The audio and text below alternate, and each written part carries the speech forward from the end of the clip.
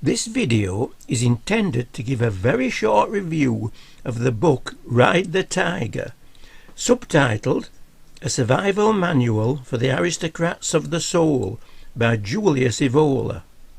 I hope to be able to offer some help to the reader in understanding the philosophy and its application in the modern world, a world which in many places is far more dystopian than at the time of Evola. The title comes from an ancient Chinese proverb: "He who rides a tiger is afraid to dismount." In such a situation, the best strategy is to hang on until the tiger is totally exhausted, then jump off. For Evola, the tiger was an allegory for the modern world. Julius Evola was born in Rome in 1898. During his life, he was a philosopher, a painter, esotericist, traditionalist and mountaineer. During the Second World War, whilst walking around during a bombing raid, he was hit by shrapnel and became paralysed from the waist down. He remained so for the rest of his life. Ride the Tiger, written in 1961, was one of his last books. Julius Evola died in Rome on the 11th of June 1974. The publishers of this English language edition are Inner Traditions of Rochester, Vermont, USA. To quote from the publisher's notes on the dust jacket, Ride the Tiger presents an implacable criticism of the idols, structures, theories and illusions of our dissolute age, examined in the light of the inner teachings of indestructible tradition.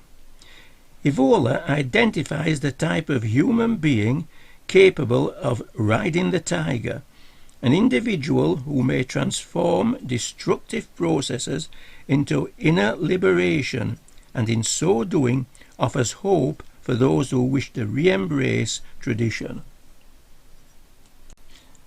The following are 3 passages from the book to give you some idea of the type of ideas being presented to the reader. From page 114 we have the following. The positive possibilities can only apply to a small minority, to those beings in whom the transcendent dimension is pre-existent or can be awakened. This brings us back, of course, to the one problem that concerns us. These are the only ones who can give new values to a soulless world of machines, of technology, of modern megacities, and of all that is sheer reality and objectivity, which appears cold, inhuman, menacing, devoid of intimacy, depersonalizing and barbaric. By fully accepting this reality and these processes, the differentiated man can essentialize and form himself according to a valid personal equation, activating the transcendent dimension within, burning out the dregs of individuality, and thus revealing the absolute person. For this, it is not necessary to consider only exceptional and borderline situations. It is a matter of the general style of a new active realism that opens up pathways even in the midst of chaos and mediocrity. Among other things, the machine itself may appear as a symbol, and everything that has taken form in certain sectors of the modern world in terms of pure functionality, especially in architecture. The machine symbolizes a form born from an exact objective adjustment of the means to the end, with the exclusion of everything superfluous, arbitrary, irrelevant or subjective. It is a form that precisely realizes an idea, the idea in this case of the purpose for which it is made. On its own plane, it reflects in a way the same value as the classical world knew through geometrical form, number as entity, and the whole Doric principle of nothing in excess. Some have spoken of a metaphysics of the machine, and of a new archetype heralded in the perfect functional form of our time. If this is meaningless on the prosaic plane of everyday modern reality, it may have meaning on its own symbolic plane, where one certainly does not envisage mechanization, rationalization or utility, but rather the value of form and the love of form. Here the style of objectivity should not be confused with that of desanimation, but can be taken along the lines already mentioned of impersonal perfection in every work.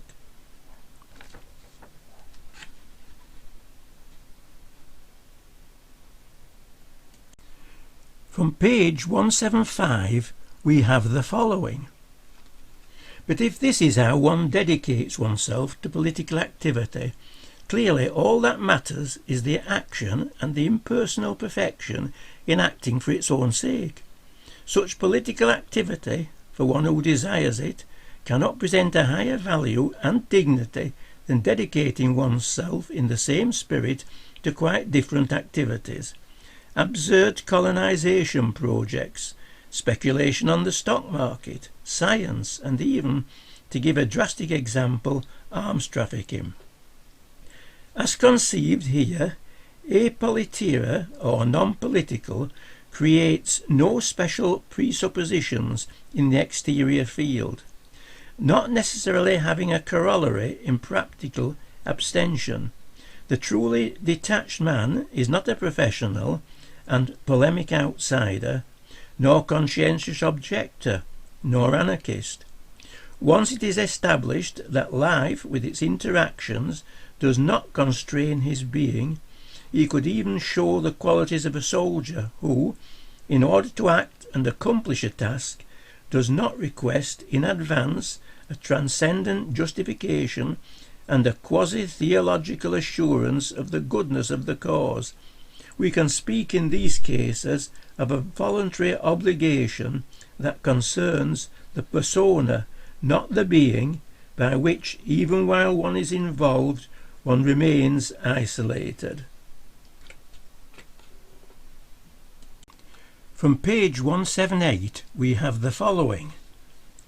Then this naturally brings us to an even more prominent aspect of the absurdity of modern existence, the unrestrained increase and growth of the population, occurring along with the regime of the masses fostered by democracy, the conquests of science, and the unselective welfare system.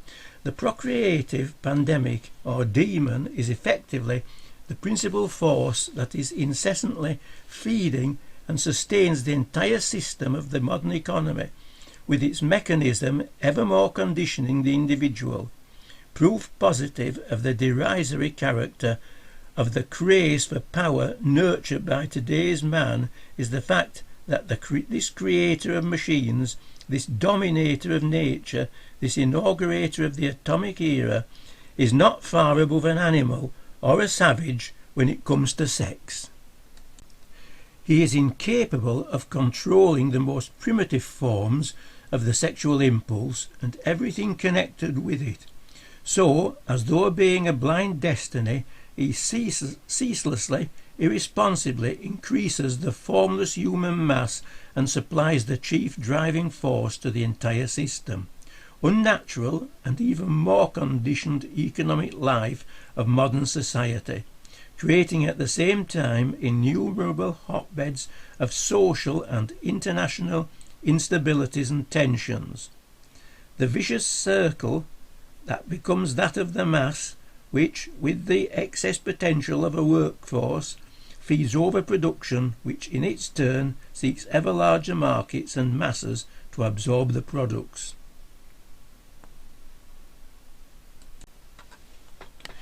This neatly brings us to our own modern age, an age of overpopulation and overproduction, and the crisis of global warming. Vast areas of forest are being cut down to provide timber and farming land to feed the ever-increasing populations.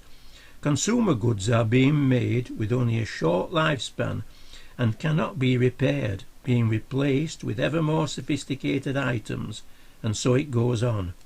As we have seen, Evola predicted this over 60 years ago, but was obviously ignored by the majority of people.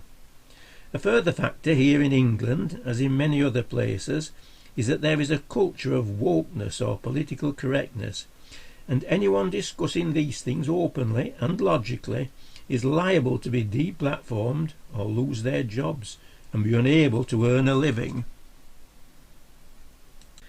Some, reading this in a different place and a different time, may find no connection with the things I am saying. For them, there will be new tyrants, new armies marching, and new revolutions. But the traditional wisdom, of which this is just a small part, will still be as true as it has always been and always will be. It is available for all who seek it and use it. My personal feeling here is that the subtitle, A Survival Manual, is the most important thing in this discussion. The word survival, which is the primary motivation of every person and every other living creature, even the lowest form of animal or plant life, they all struggle just to survive. With this in mind, I would suggest that in these crazy and turbulent times, all we can do is use every skill and ability we have to get ourselves, our family, and our animals through a day at a time, to keep a low profile, taking the middle way between all extremes, and hoping we may yet see the rise of a new golden age. Thank you for listening.